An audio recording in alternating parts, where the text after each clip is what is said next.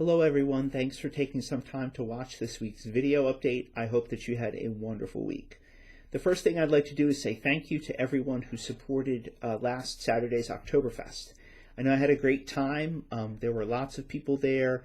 It was really a great day, so thank you to everyone who lent a hand in whatever way, shape, or form that was.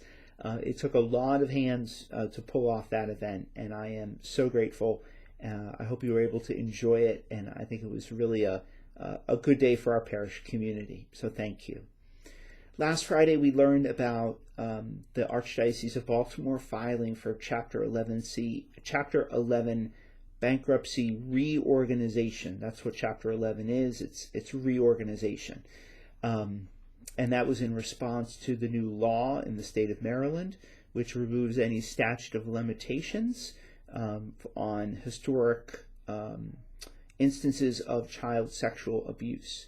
So the Archdiocese has filed for Chapter 11C bankruptcy organization. You might have some questions about that. I put a link in my email that I sent to you today to the Archdiocese webpage concerning this. There's a frequently asked questions there. You might want to take a look at that, and maybe it might answer one of the questions that's come up for you. One thing I will say is that St. Mark Parish has not filed for Chapter 11 bankruptcy or reorganization. All of the parishes in the Archdiocese are incorporated separately, so our assets are not mingled with those of the Archdiocese of Baltimore. But what has happened is the bankruptcy judge has included all of the related entities to the Archdiocese, and the parishes are a related entity under sort of the umbrella of this filing. So it means that we are protected from suits about any abuse which may have taken place at St. Mark Parish in the past. But it also, the other side of that also means that we will be part of the compensation that is given to victim survivors. So all of the parishes of the Archdiocese will pay into the trust fund, which will pay the victim survivors. So we don't know how much that will be. We don't know when it will be. This could be a 2 or 3 year process. So we're really very much at the beginning here. So I can't give you any specifics about that. So, you know, I do think that this is a good thing. Obviously, it protects the parish, but on the other hand, it helps us to provide some restitution for these terrible things that happened in the past. We are certainly not the perpetrators of those sins. We are not part of the mistakes of how they were handled from in the past, but being part of the Archdiocese today, being part of the body of Christ, I do think it is good for us to be part of the restitution that is made for that. And I do realize that might be difficult for us to hear. Maybe you don't agree with me, and I certainly understand where you're coming from, but I do think it's kind of part of the healing that needs to take place, and I also think it's one of the ways that we will be able to move forward as a church community if we all participate in putting right what was obviously very, very wrong. So there will be more to come about this in the future, and I will share with you when I have more information, basically is what it comes down to.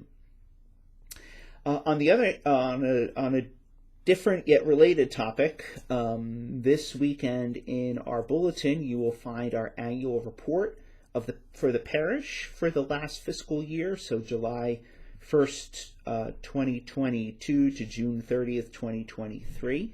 You'll find the annual report for St. Mark Parish in the bulletin. It's also linked to it in the email that I sent to you today.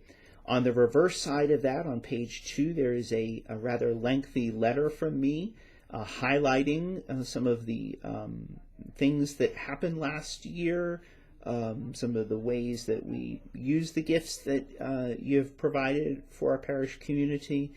and making some explanations about some of the things that you see in that report. What you see there is tremendous generosity to the offertory, which basically keeps us operating, generosity to the poor. There are so many organizations that are helped by your generous gifts to the poor box. And then again, some of the capital things that happened over the last year, like the replacing of the church doors. We did also have, all the damage from the storms that came through and the trees that came down. And we had a grant from the Archdiocese of Baltimore last year to put on our family faith formation retreat. So you see a lot of those things reflected in that report. The good news is that our operating income, our operations did end in the black last year, which is a great thing, to the tune of some $17,000. But our overall there was a loss because of those capital items. So you'll see that reflected in our annual report. I think fundamentally our parish is fiscally sound, but we did see a decrease in our offertory giving over in the last fiscal year. It's about a 4% decrease. So coupled with the rising increased costs of everything these days, that has made things very lean, but we have operated very well, been good stewards, I think, of the gifts that you've given to our parish.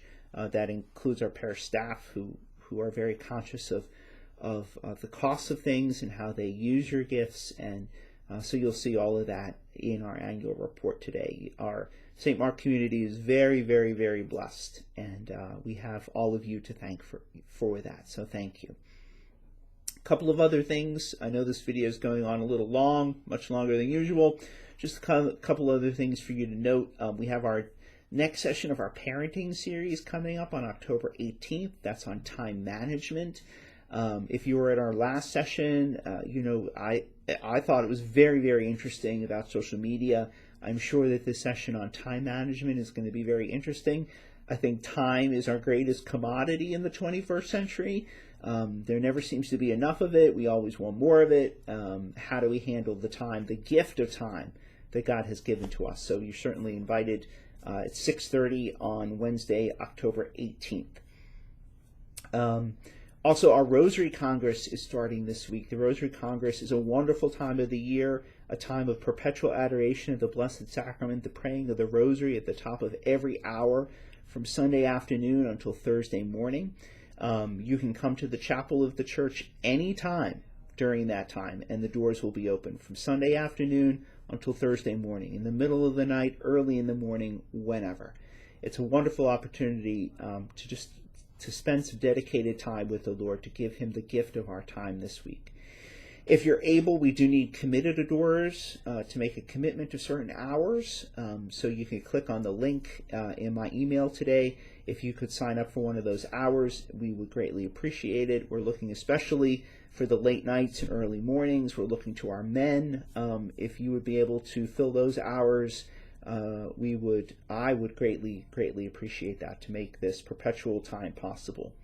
We have some events coming up also towards the end of October, like our trunk or treat, which will be on October 22nd on our parking lot. There's information on that in today's email and a bulletin.